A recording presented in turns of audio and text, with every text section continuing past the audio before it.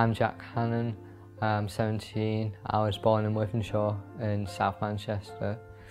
I was brought up there mainly, but then I moved to Bury when I was 9 years old, and from there I was brought up there.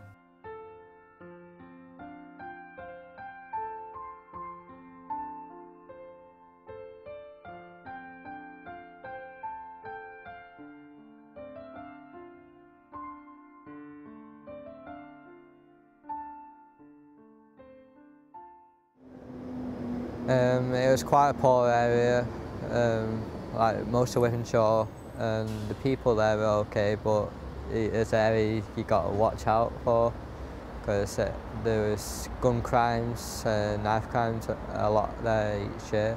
I live with my mum because my dad moved out when I was 5 years old. For most of my life I lived with my mum. Which was okay, I'd say, but not the best. I got to see my dad every weekend, which was good. I only ever met my brother Kieran as my brother Simon. I've never met, and my dad hasn't seen since he was 3 years old.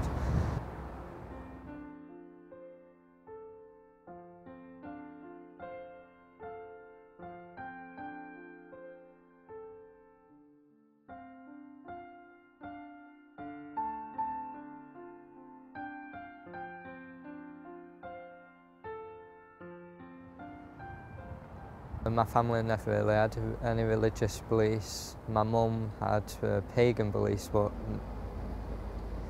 nothing much really. My mum wasn't open-minded at all. She used to get on with Muslims in the community, but when used to slag Muslims off, making inappropriate comments about their dress and their beliefs. I attended St Wilfrid's primary school.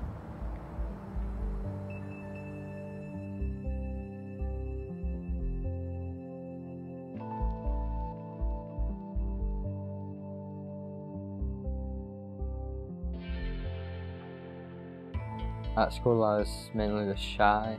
I didn't really talk to or put my hand up or anything like that in class, just kept myself to myself really. Imam Ali alayhi salam said how being silent leads to wisdom, so that's what I prove to people who say I'm quiet. I find it funny because I'll just use it as an excuse when people say, oh, you're too quiet, and I'll just say, shows wisdom. If I'm with like people I know, I'll talk a lot.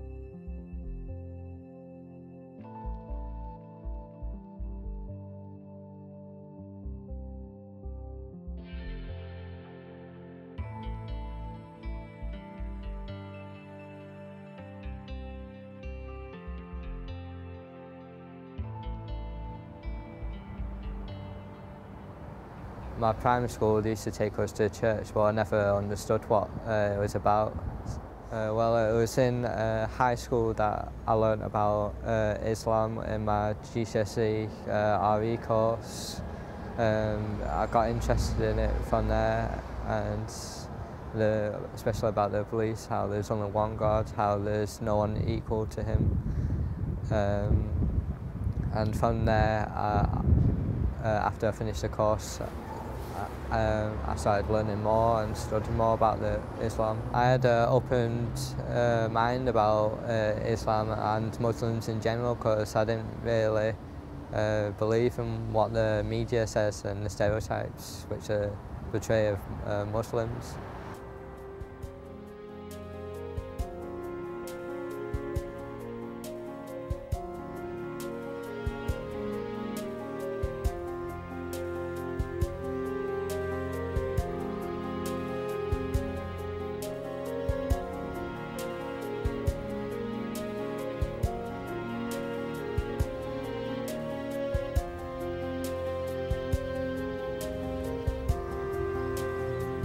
went out to get a takeaway, which is a couple of minutes away from where we live. And right when I was doing that, a car was coming from, span round from that direction, and I didn't know what to do. And then it was coming straight at me. At that moment, I saw a white figure, really bright. So at that moment, I went like that across my eyes, and then the car just hit the post at the bus stop, and with me doing that, glass missed my eyes, and I only got little bits of cuts around my mouth, and that was about it. Looking back, it could be an angel, could be anything, but it was due to Allah.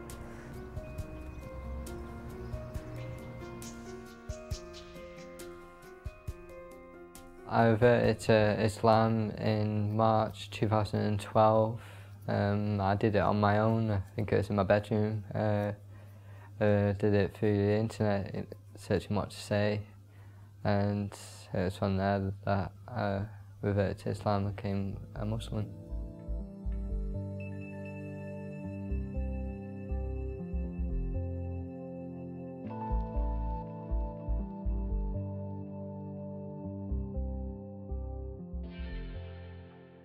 It was really by the will of God that I was inspired by my lessons to seek further about Islam, and eventually revert to Islam.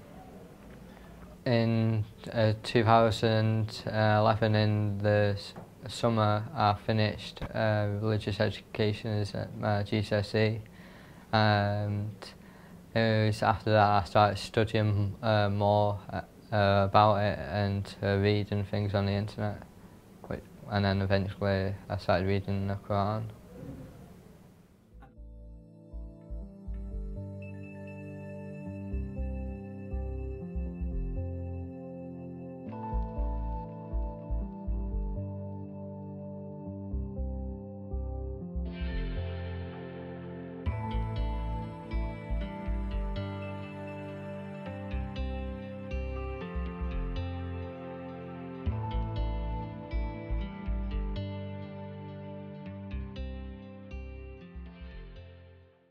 I think it was me that was reverted to Islam, and not like my friend who studied RE as well, because I was open-minded to it and not closed-minded to learning about Islam like they were, as they had some arrogant views, but I tried the best to keep my mind open to Islam. I reverted because I saw Islam as the truth, as the true path. There's no contradictions within Islam, such as other religions. The Quran has never been changed, and it's the word of God instead of people narrating it, and companions like Christianity. What truly made me come to Islam was the oneness of God. Mainly I like the verses on justice, how those who commit evil acts in the world will get justice in the end. Because in today's world, they act like they can get away with anything, but in the end, justice will come to them. What points that Islam has over Christianity and Judaism, in my view, is that Islam is complete. There's no real contradiction in the religion. We have a set of rules which directly come from Allah and not man-made, which have been changed by humans. Islam has more advantages than the other religions, such as Hinduism, because we have one central figure, which is Allah. We don't have little deities which for food and stuff like that, and which doesn't really make sense, since there's only one who created us, who cares for us, who provides sustenance for us. Well, when my mum found out later that year in September, she wasn't happy at all, and I got kicked out for being a Muslim. But I only got back in contact with my dad after so many years in July of that year. So, but he was all right with it when he found out. It's how my mum is, really.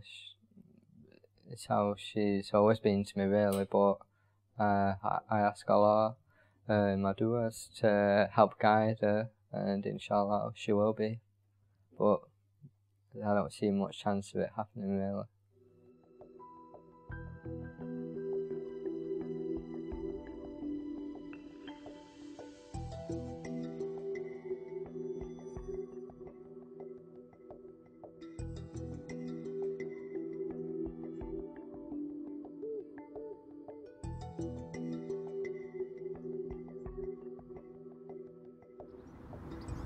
The day she kicked me out, it really had nothing to do with religion, really, but she brought that into it and made a comment about Muslims, and I got a bit angry, and then I got kicked out.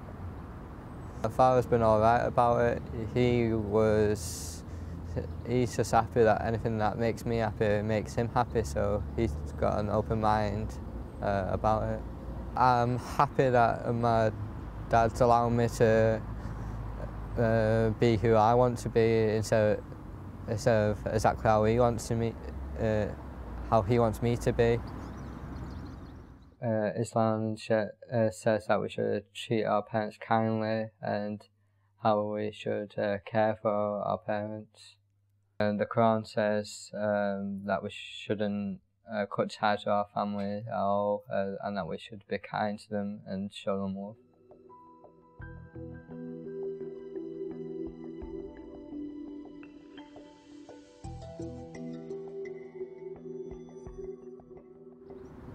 My advice would be to people who want to revert to Islam would be to try and keep strong, even if there's people around them who have stereotypical views of Muslims and say bad things about Muslims, because most likely it's not going to be true, because most likely they're just going to be saying what the media is saying, which is false. Because from what I've come across, most Muslims are good people. Obviously there's a few bad people, but you get that in every community. After I reverted, it was quite weird, really, because I was part of a community now where before I was part of nothing, really.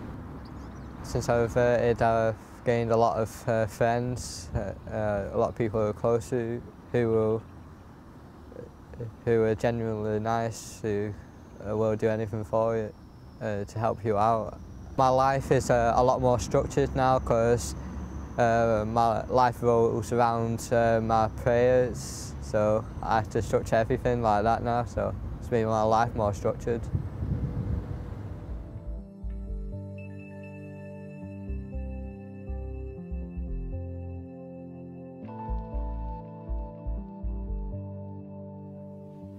Well, the reason why we do all these things, such as don't drink alcohol, why we fast, why we get up early to pray.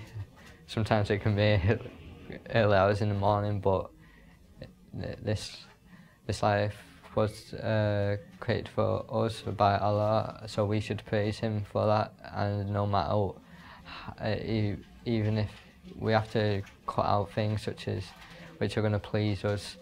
I was inspired by Imam Ali alayhi salam, and a lot by Imam Hussein alayhi salam.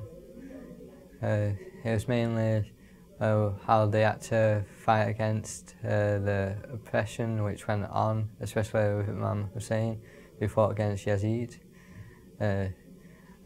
who tried to change Islam, tried to corrupt it, but Imam Hussein rose against that. I'm inspired by Ayatollah Ibrahim Amini, because he does a lot of books on the Al-Bayt and Imam Mahdi, so there have quite a lot of interest. But with lectures, I'm interested in Sheikh Osama Al-Atta. I went to one of his lectures during Muharram on the 19th of November, which was on my birthday, so it was quite good. In early February 2013, I got this tattoo, which says 313, which is the number of generals in Imam Mahdi's army. I didn't get this to say I'm going to be in that army, but to show respect to that and the whole situation which will happen and how they'll bring justice to the earth and stop all oppression in the world.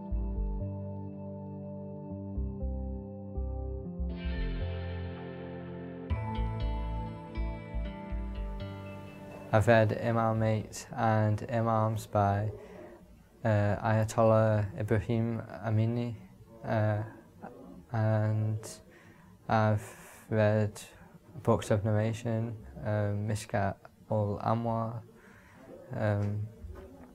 which has the narrations of the Al-Bayt, and I'm currently reading a book on evidence for Imam Mahdi and how he's in a quotation. Well, I got to learn the stories about their lives and the challenges they had in day-to-day lives with the rulers of that day. Got all these books from my mosque. I borrowed it from the library, which has a selection of English books, which is good. Each one I've chose to learn about, because, for instance, this one, why Hussein took stand, so I can understand more about Karbala, about his uprising, so to speak, against Yazid, and what happened.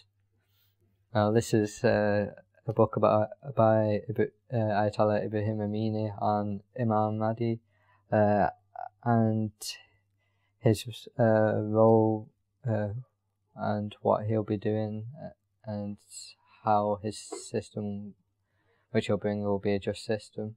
This summer, inshallah, I want to study at the Hausa in Qom in Iran, and after so many years I'll hopefully become a scholar, inshallah. The main challenges will be me needing to concentrate a lot, put a lot of effort into what I'm studying and achieve the best I can, really. From what I know, at the start they teach Farsi and Arabic, so that the English speakers are on an equal level, so they can understand. But I think it's after a couple of years that they completely stop doing things in English and it's all in Arabic.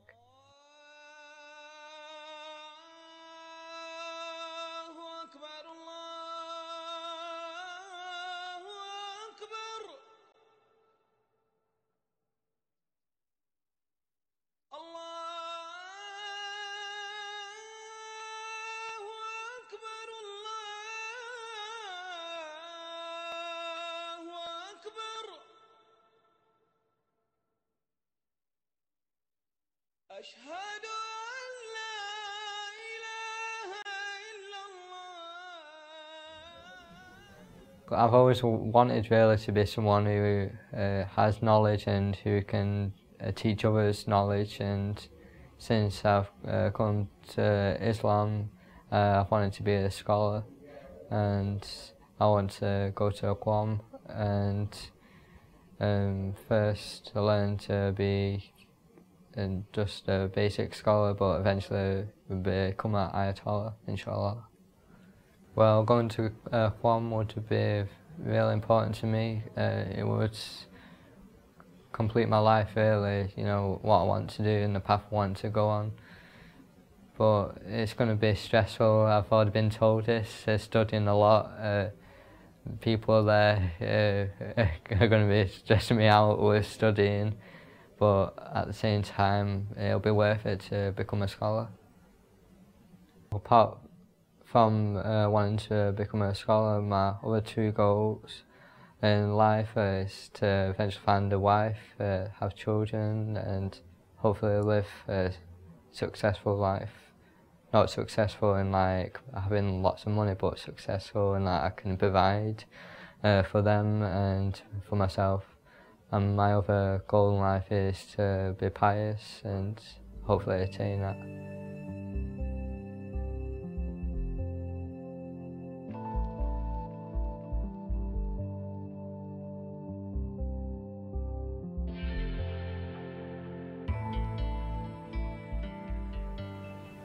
Apart from Qom, I also want to travel to Najaf and Kabbalah and inshallah to Mecca and Medina, which are central places to all Muslims.